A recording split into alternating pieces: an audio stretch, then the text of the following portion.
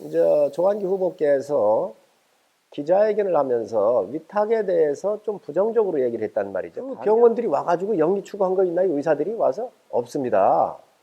정말 잘못 알고 있다는 거예요. 이거를 왜 시민들한테, 우리 태안 국민들한테 잘못된 정보를 주나요? 후보가? 다시 한번 제안합니다. 끝장 토론하십시다.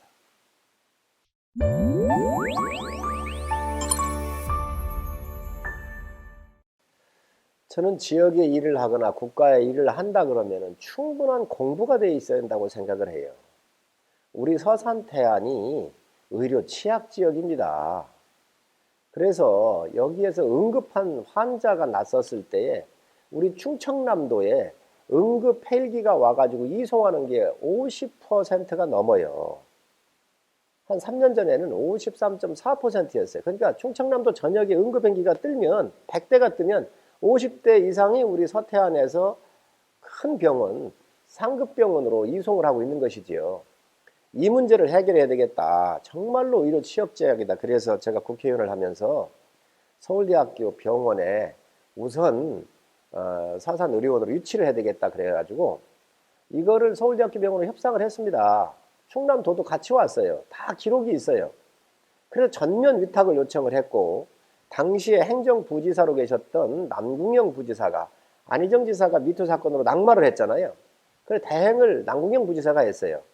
서울대학교 병원을 우리 지역에 유치를 좀 할 수 있도록 도와달라. 같이 하자 그러니까 남궁영 부지사가 깜짝 놀랐어요.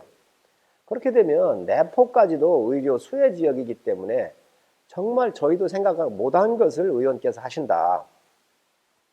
하십시오. 다 전적으로 지원하겠습니다. 이런 약속 하에 서울대학교 병원 측하고 서산의료원을 전면 위탁을 검토했던 거예요. 그래서 충남도의 고일환 국장을 비롯한 관계자들하고 서울대학교 관계자들하고 다 회의도 이렇게 여러 번 했어요. 그래서 법적 문제가 없다고까지 나왔던 거지요.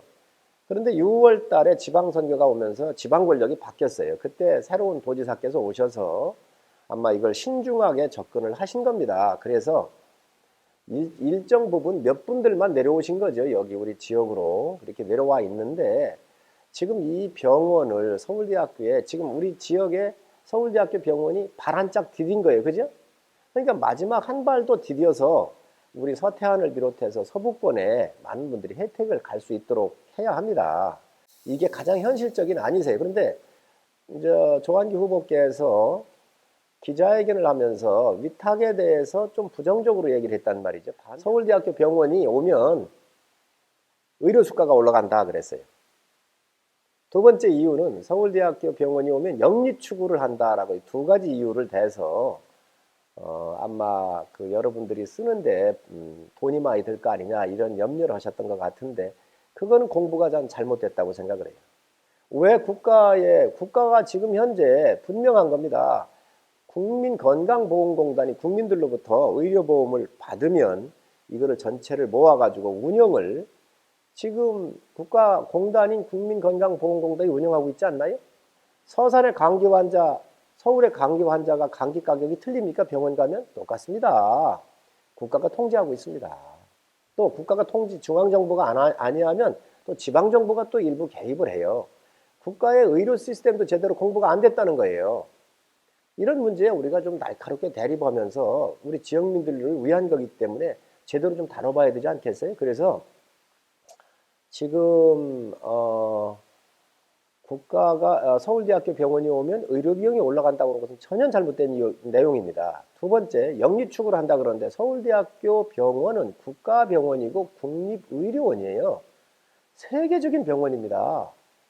근데 국가가 영리축하는 거 보셨습니까? 개인 병원입니까? 개인 병원은 영리축을 할 수가 있어요. 지금 그 병원들이 와가지고 영리축한 거 있나요? 의사들이 와서? 없습니다.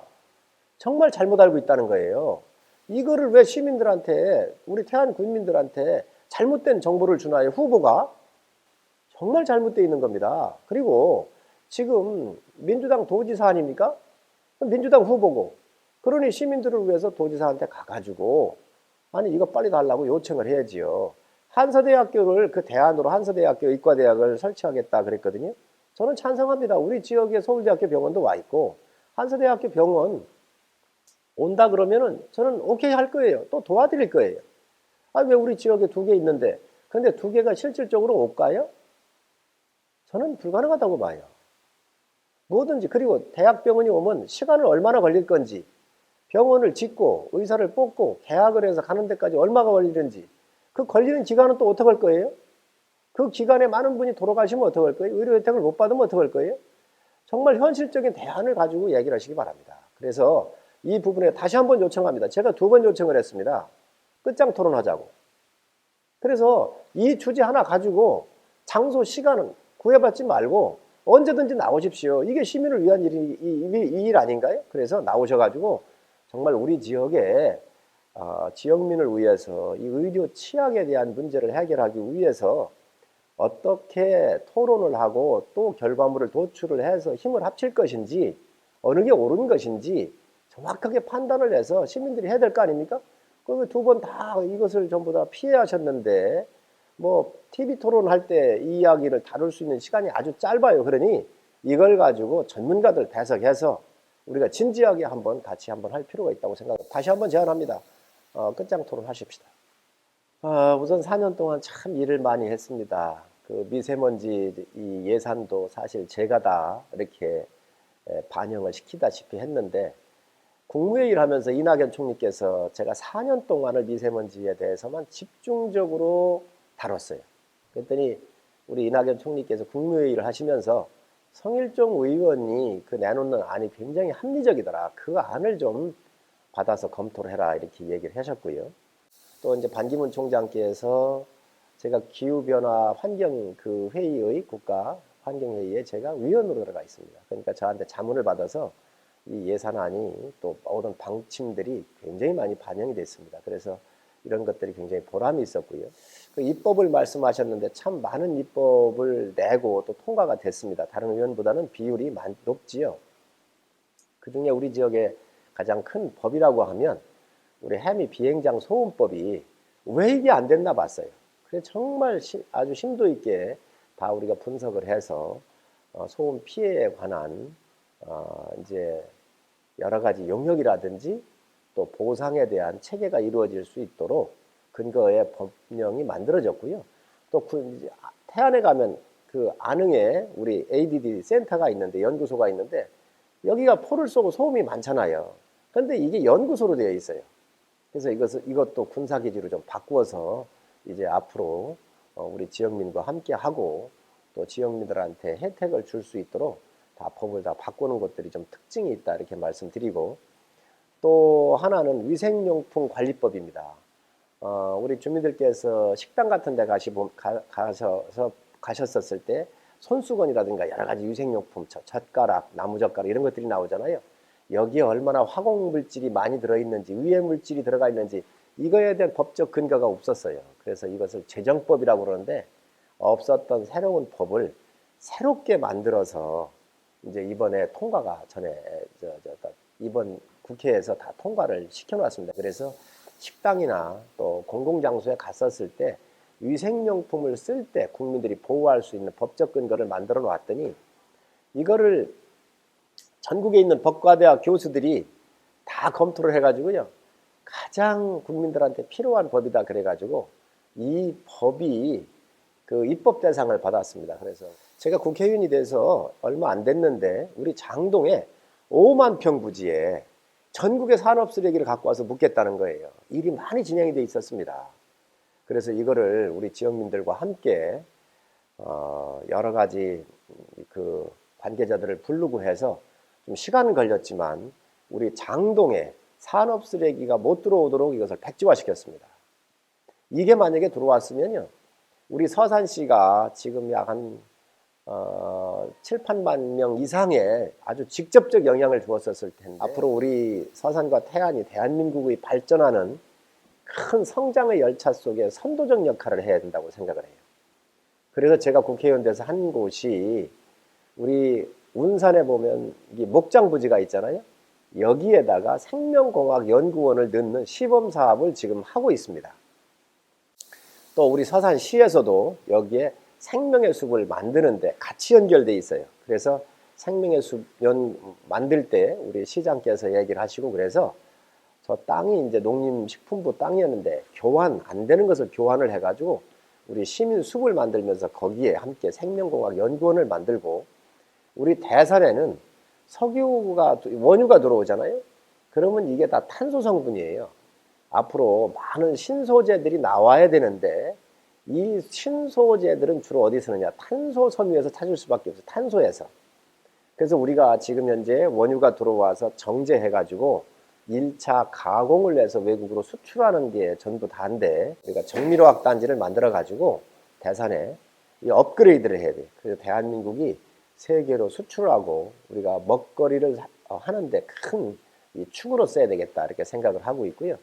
또 우리가 이제 이 서남권, 부석과 인지, 그리고 태안을 잇는 이 웰빙 도시와 태안의 기업 도시에 우리가 고속도로를, 이렇게 태안 서산 간의 고속도로를 지금 연결을 해서 바로 이곳을 통해 가지고 기업도 유치하고, 그리고 이 지역에 새로운 먹거리를 창출을 해야 한다고 생각합니다. 그래서 이 삼각축으로 섰어요. 생명공학, 정밀화학, 웰빙과 태안의 기업도시.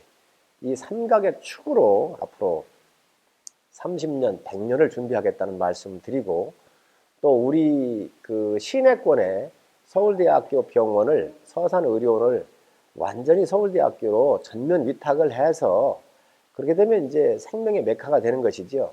바로 생명공학과 서울대학교 병원, 그리고 대산의 정밀화학과 관련되는 의료기기에 대한 관련되는 산업들까지, 그리고 웰빙의 이 도시와 연결을 해가지고 서울대학교 병원이 중심에 서서 역할을, 서로 시너지의 역할을 잘 엮어낸다고 그러면 우리 서산과 태안은 앞으로 미래에 큰 희망이 갖지 않겠나 하는 생각을 가지고 있습니다. 또 태안은 방금 드린 대로 웰빙 도시와 기업 도시를 연결하는 분함교를 제가 도저히 안 되는 거예요. 이 도로를 국비를 해가지고 연결을 시켜놨습니다. 지금 공사가 지금 진행 중에 있고요.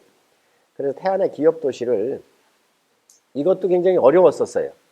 이 기업 도시가 절대 농지로 되어 있었는데 이 절대 농지를 우리가 기업 도시 용도로 이제 바꿔서 유치를 해서 지금 그 한국 타이어를 비롯해서 좀 들어와 있지요. 그래서 앞으로 많은 기업이 오게 할 것이고, 이 축과 그리고 태안의 전통시장 축, 그리고 태안의 백화산이 아주 아름답습니다. 올라가서 보면 여기에 전망대라든가 앞으로 여러 가지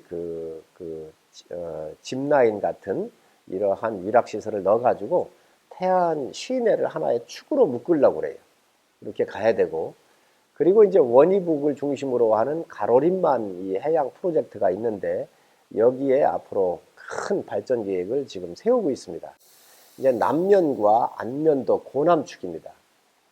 제가 국회의원 하면서 여기에는 국도 77호선, 이게 2차선인데 여기를 4차선으로 이제 저희가 다 확장을 해놨잖아요. 그러니까 앞으로 이 안면도에 큰 관광과 관련된 개발 계획을 또 법으로도 이미 제출을 해 있습니다. 그래서 여기를 세계적인 관광지로 육성할 수 있는 기본적 인프라를 구축을 하면서 앞으로 우리 태안은 또 100년을 준비하도록 그렇게 하겠습니다.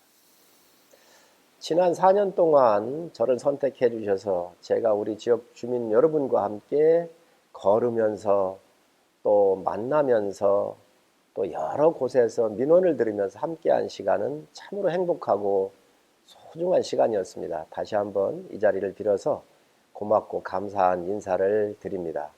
앞으로 4년을 우리 주민들께서 또다시 저한테 일할 수 있는 기회를 주신다고 한다면 이 관복은 제 관복이 아닙니다. 국회의원 관복이라고 하는 것은 작업복이어야 합니다.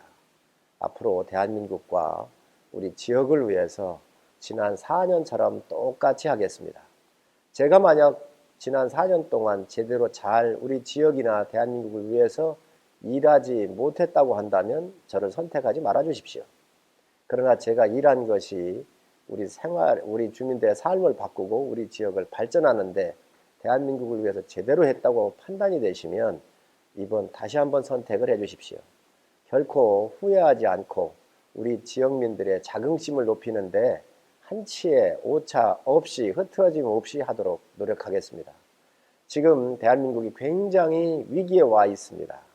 그동안 짧은 역사였지만 우리 선배님들이 피와 땀과 눈물로 일구었던 대한민국이 경제의 폭망, 안보의 해체, 외교의 왕따, 심지어 마스크 대란 같은 아주 사소한 이 해결할 수 있는 이런 문제까지 국민들 실망을 시켜드린 거 분명히 저는 문제가 있다고 생각을 합니다.